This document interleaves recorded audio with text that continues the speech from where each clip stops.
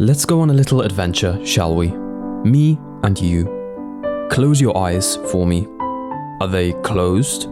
You wouldn't act in defiance, so I'll assume they're closed. Now, take yourself back to your childhood years. Your first school, your school playground, the classroom you used to talk all the time in, subsequently getting told off afterwards. You might notice in doing so that almost every depiction of our early childhood the brain provides us with is looked back on fondly. You can open your eyes now, by the way, unless for whatever reason you want to keep them closed. To each their own. The first ever crush you had was a bit like the engine of life starting up for the first time. Every second you spent living before was preparation for life from then on. Yeah, I'm sure you had the mental faculties to settle down aged 9, but regardless, it felt right. Summer days are bright as ever and you're excited about everything. The world is a little treasure chest and living is the shiny loot inside. Falling over feels bad and getting subbed off during a football match against a different school feels worse. Mr. Q. I could have carried on. I wasn't tired yet. But every day you're living life with a drizzle of euphoria on top. Everything is beautiful and everything is new. In whatever case bad shit happens, we'll always have this. It's time to take your end of year tests to see if you can get into the school you wanted to. You either got into the school or you didn't. It doesn't really matter. The different choices of schools most definitely would have changed your life, career prospects and future partner. There's no point in thinking about it too much now. You can't change the past. The new school is interesting, but you aren't sure if it's interesting in a good way yet. You're given more autonomy and have been introduced to around 100 new people in a single day. You kind of miss your old school, but this is fresh, and fresh is good. For a while, at least. There's something thrilling about walking down unfamiliar corridors, brushing shoulders with people who don't yet know who you are. It's the closest thing to reinventing yourself a child can get.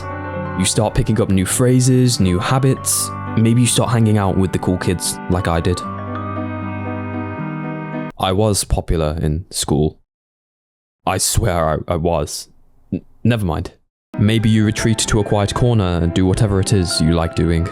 Regardless, lunchtimes become less about eating and more about asking morally dubious questions to make yourselves laugh. But still, there's magic in the air. You laugh more than you cry, and when you cry, it's usually about something that will be forgotten by the next morning. The world still glows, just a little less brightly than it did before, but you don't notice that yet. However dim it gets, we'll always have this. You've finished high school, or whatever your equivalent is now. You're off to the land of work, or university. Life is still exciting, although in a different way to how you thought it would be before. You have projects or work deadlines, hobbies you want to get into, things you want to make. Whatever ignorant bliss you sacrificed from childhood is made up for in the independence gained during adulthood. You can do whatever the fuck you want to, and that's nice. You do have responsibilities now, though, and your parents are asking you if you found anybody to settle with. No, I haven't, Mom. Thank you. Regardless, you're physically healthy and are beginning to peek your head above the water's surface. There's a whole world out there. Whatever shit gets thrown at you, you'll always have this. Time starts to move faster now. What formerly felt like days became weeks, and weeks turned to months. The profundity and spectrum of emotions has narrowed a little bit. That treasure chest is still there, it's just locked now. You remember it as open when you were young, so you revisit those memories in hopes the key magically appears in front of you now. All that happens though is you recollect what it felt like seeing the chest open, and you long to be a kid again. The key never ends up coming. So this is it, then. The thing they said would matter. This is the grand adventure we got 80 years to explore. Sorry for all that soppy horse shit before. There is some truth though in the description of the bittersweet taste nostalgia leaves in one's mouth. Remembering what it felt like to be a kid again, and the beauty in things, so clinging to how it used to feel and letting the now pass you by. Beauty is a bit like that too. You see, everybody interprets beauty as an inherently positive emotion or means of interpreting something. If something is beautiful, that's nice. If you saw a distinctly beautiful view, good for you, you...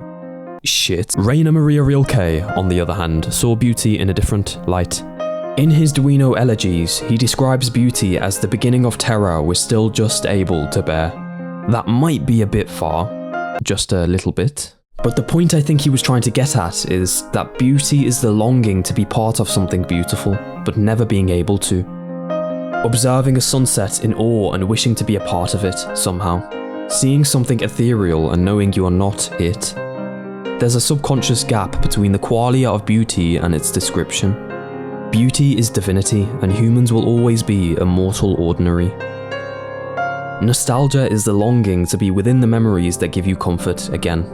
Remembering better times, reflecting on current times, and nearly always being left in a state of longing. Beauty is similar in that way. In the way both sensations leave us with not much more than the desire to be elsewhere or else when. Buddha said desire or longing is bad, so I'm just gonna assume he was onto something. I'm not a Buddhist, I just lack critical thinking. Why do humans even experience beauty in the first place? It's a rare phenomenon that doesn't really seem to align with the goal of keeping us alive.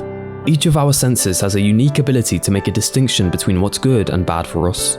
Concrete tastes bad because of its texture and it smells funny, I guess. Shock, it's not exactly safe to consume. Sewage smells bad, and in Darwin's terms, it wasn't exactly beneficial to our species to guzzle shit the moment we got a little bit peckish. I'm sure he said that. Did he? Anyway, the beauty of a landscape, or of a girl you're infatuated with, is nearly indescribable to the gene. I mean, why exactly, when escaping predation, was it beneficial for humans to stop and smell the roses? There has been an increasingly common phenomenon occurring of brown grizzly bears being spotted watching sunsets, or sitting on park benches, like humans. No, seriously, it's hilarious. Look at this fucking guy. Although their minds are unknowable to us, beauty seems to be a universal language, understood by all fellow members of the animal kingdom. So what do we do with all that longing, then? Do we keep looking back, hoping to extract just one more hit of euphoria from the past? Do we obsess over lost versions of oneself, trying to resurrect something that never really existed the way we remember it? Maybe. We all do it to some extent. Even bears. Sorry, this image is fucking great. But maybe the answer isn't to run away from nostalgia, or to indulge it completely, but to recognize it for what it is. A compass pointing not backward, but inward. Towards the part of us that still wants magic, still believes in treasure chests, still gets that giddy feeling looking at a particularly beautiful skyline. I don't want it to seem like I have all the answers, because frankly, I don't. But maybe that is the crux of it all. Not to chase the beauty that once was, but to notice it when it reappears, quietly, unexpectedly, in the smallest of moments. A move you didn't realise was checkmate until the game ends randomly. Hearing a song you forgot you loved when you were younger.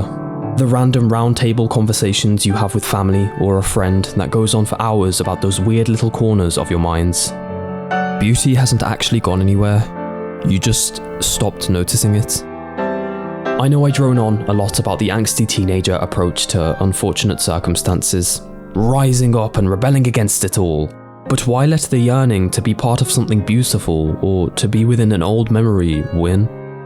Observe it all for what it is, then move on. We win when we move on.